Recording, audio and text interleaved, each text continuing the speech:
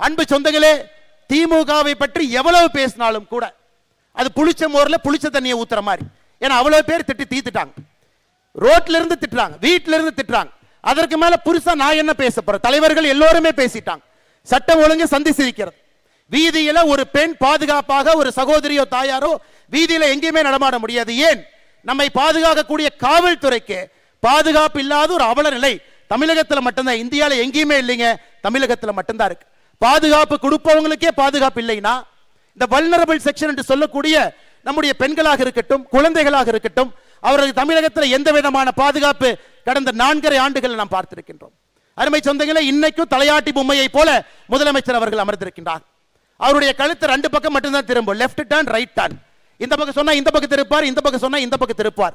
என்ன நடக்குதுன்னே தெரியாம ஒரு முதலமைச்சர் 4 ஆண்டு காலத்தை முழுமையாக காலம் கடத்தி இருக்கின்றார் என்றால் அது தமிழகத்தினுடைய முதலமைச்சர் உயர் திரு ஸ்டாலின் அவர்கள் மட்டும்தான். 4 ஆண்டுகளை தாண்டி என்ன நடக்குதுன்னே தெரியாம ஆட்சியில் உட்கார்ந்து இருக்கிறாங்க.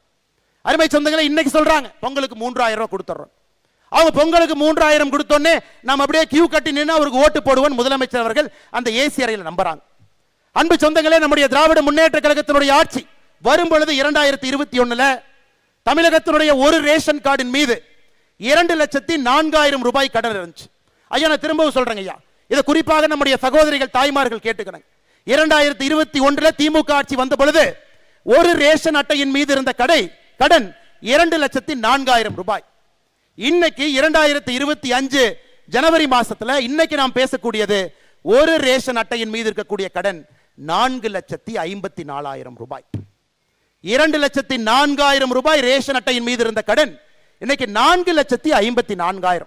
எவ்வளவு ஏத்திருக்கிறீங்க?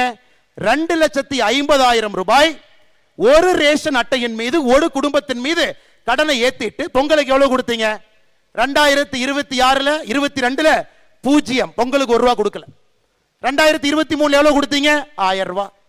2024 எவ்வளவு கொடுத்தீங்க? 1000 ரூபாய். 2025 எவ்வளவு கொடுத்தீங்க? 0. 2026 எவ்வளவு கொடுக்கறதா சொல்லியிருக்கீங்க? 3000. மொத்தமா 5000 ரூபாயை கொடுத்துட்டு 2.5 லட்சம் ரூபாய் எங்க தலைமையில கடன் வச்சீங்கல்லங்க ஐயா. அதனால தாங்க ஐயா திமுக நீங்க கில்லாடி. வெறும் 5000 ரூபாயை பொங்கல் என்று சொல்லிவிட்டு கொடுத்து விட்டு 2,50,000 ரூபாய் கடனை ஏற்றி வைத்திருக்கின்றீர்கள். இந்த கடனை திமுக முதலமைச்சர் கட்ட போறது இல்லைங்க ஐயா.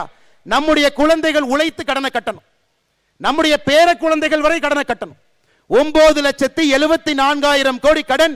இந்திய சரித்திரத்தில் எந்த ஒரு மாநிலத்திலும் கூட இவ்வளவு கடன் யாரும் சரித்திரத்தில் பெற்றது கிடையாது.